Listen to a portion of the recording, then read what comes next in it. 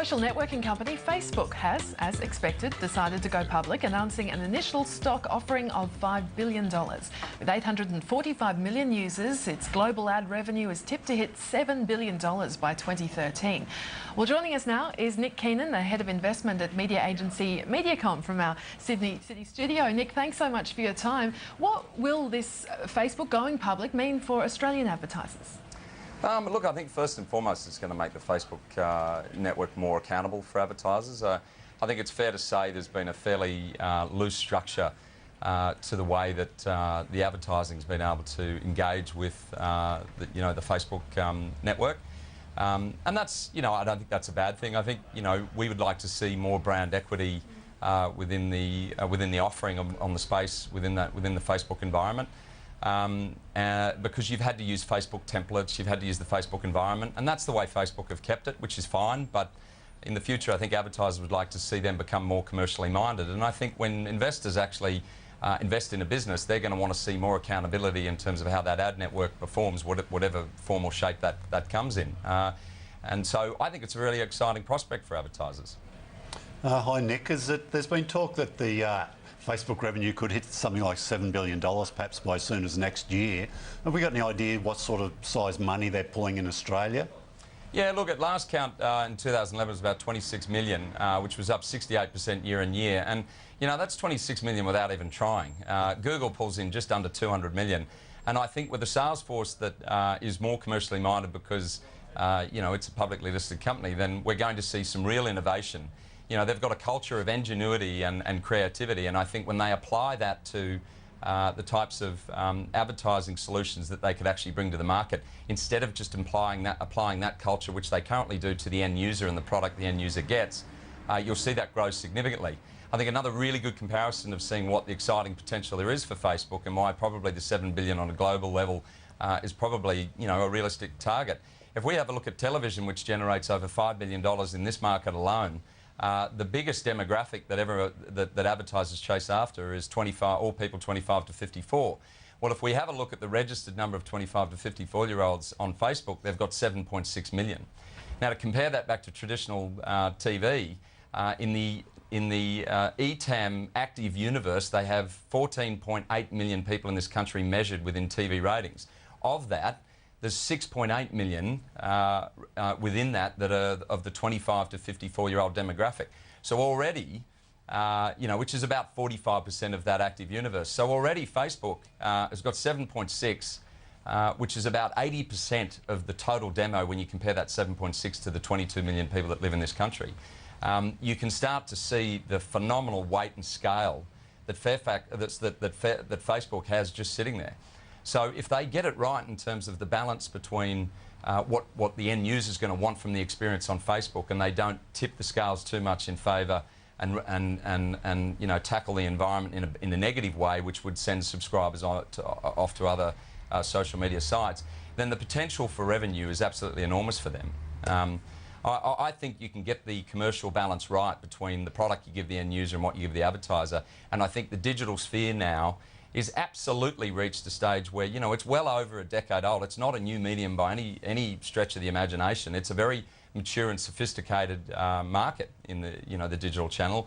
And I think there's enough examples of some of the big behemoths that emerged in the early dot-com days. And so there's been a lot of experience and mistakes made along the way that Facebook can take a step back and have a look and not make those same mistakes, because I think they're now very obvious in hindsight. So it's a really exciting thing for media in general, and I think for advertisers this is going to be really something. I guess that float's going to generate a lot of funds. They can quickly man up a sizable sales force here, which I'm hearing you say they might need. And is that sales force, they're going to be taking money away from other advertisers? Yeah, that sales for the other vendors. Yeah, I mean, you would imagine, absolutely. I mean, I don't think the market's going to grow this year. I think it'll be very lucky if the ad market grows all. I think, we watch with cautious optimism in terms of what's happening overseas. But I think, there's a bit of a perfect storm cloud gathering. So anyone that's going to grow is going to have to take money from somebody else. That's just the reality of the market we're currently in. And I think if Facebook start getting more commercially minded, they get that ad network up and running as is rumoured to be a product of this IPO, then you know, they're going to be a very formidable competitor. They have some enormous numbers. You know, when all the big networks talk about scale, whether it be a consolidated TV network with magazines, with digital, with all the different consolidated pieces of business they've got, Facebook kind of, you know, they have those kind of numbers in their own right. And that is going to be of real interest to advertisers. If the product that they bring to the market it can be a bit more, or a lot more sophisticated than what we currently have. So I don't think it's been a bad thing. I think they've just generated money without even trying. So it's a bit of the case of, you know, the field of dreams. If you build it, they will come, and I think we're pretty excited about it. Nick, great to talk to you. As always, thank you so much. Absolute pleasure, guys. Nick in there from Mediacom. Well, let's turn to other news in the sector this week. And Optus has won a landmark case to stream free-to-air sport games to smartphones minutes after their broadcast. James, a lot of talk about this. Is this going to put the value of content rights in question? Well, no, just this, I don't think it will. But what you got to remember, they haven't won the right to stream sports. They've won the right to stream television. The content people record on their TV, whether it be sport or the Big Bang Theory or the 9 national news, whatever. It's been painted that, look, a lot of people will do this to stream sports, and presumably they will. And the technology's always been out there to do this. But you know, there's a lot of hurdles to go. You've got to be an Optus customer, right? There's probably about 8 or 9 million of them, so it's a lot of the market, but it's less than half. And you've got to pay money, so you've got to subscribe. You can only get the free-to-air games, so you know you're not going to get everything. All right, just turning, I guess, and obviously there's indications that there's going to be appeals to this, so... Yeah, there's a lot to play out on this, but it's, I think, you know, Telstra would have known this could happen, you know, so that this technology's been around for a while. All right, one to watch. Let's just turn to some other news as well, and Michael Gill's taking legal action against Fairfax Media? Sure, yeah, we debated a lot last year about his departure. He had journalists sitting in his office, I was there too, not long before he left, saying, look, these rumours of your demise, are they accurate? And he sort of wasn't sure what was going on, and it was perhaps a little bit messy, so he just thinks he should perhaps be compensated, I think, for the way his career at Fairfax ended after a long time.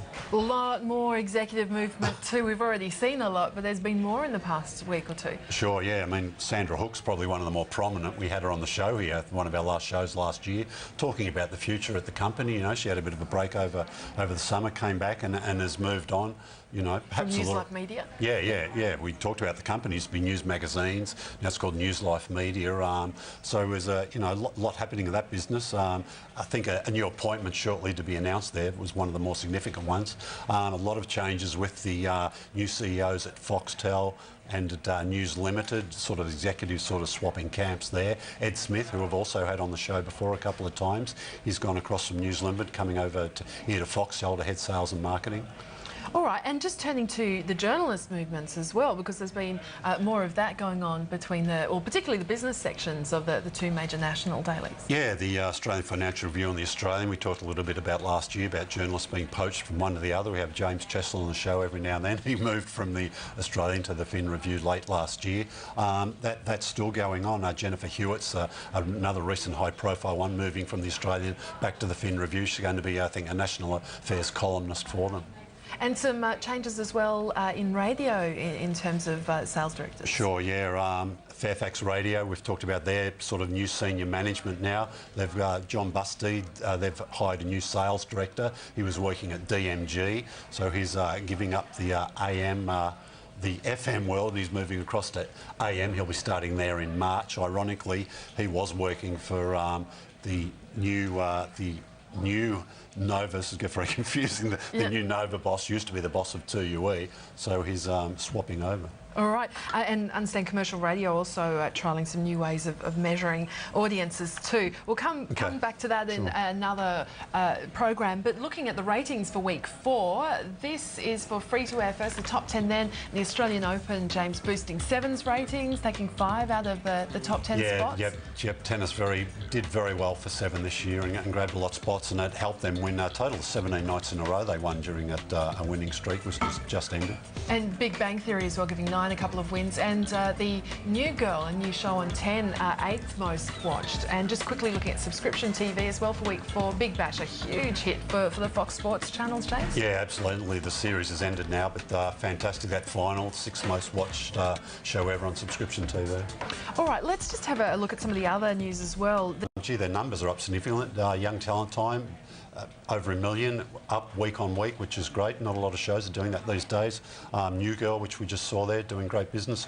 Homeland doing good business too. So far, it's still early days, but Super Sunday looks pretty super.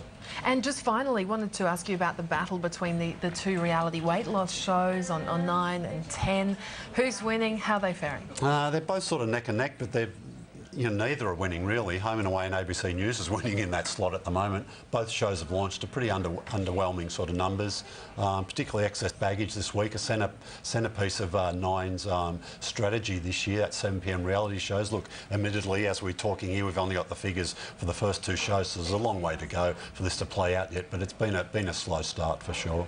All right, James, appreciate that. As always, thanks so much. Thanks, Bridie. James Manning there from Media Week. And that is all we've got time for this program. Thanks for your company.